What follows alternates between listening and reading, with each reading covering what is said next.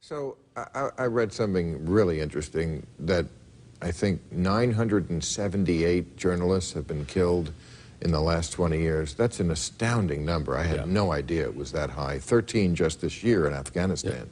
To put it in perspective, we lost 19 troops. I mean, obviously we know why it's so dangerous for journalists to go to war. But I guess my question is, what can we do to convince people when they talk about the media? Maybe we need two terms for the media, because I'm guilty of that. I talk about how the media sucks, this, that. That's not the media. That's something different. That's the good part of the media.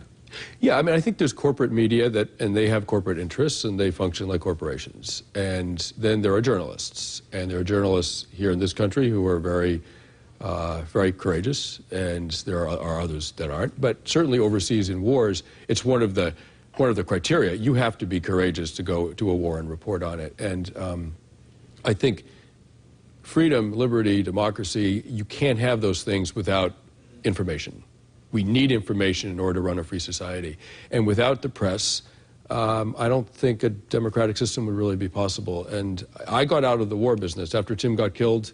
He's a good friend of mine. He's a brother. He got killed, and I got out. Like, I was done. But I thank God for the young people who are still at this, and they're paying a terrible price. I mean, 28 journalists in Syria alone have been killed. It's a terrible, terrible toll. Yeah, and remember Richard Engel a couple of months ago was kidnapped, and we thought we might lose him. Bob Woodruff of ABC News.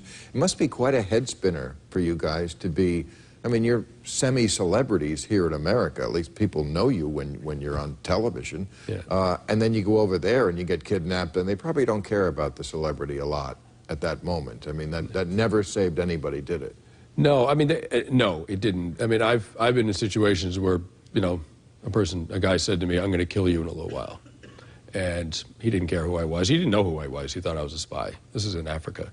And, you know, my knees kind of went weak, and I was trying to keep my feet, you know. But no, who you are back home doesn't matter in that situation.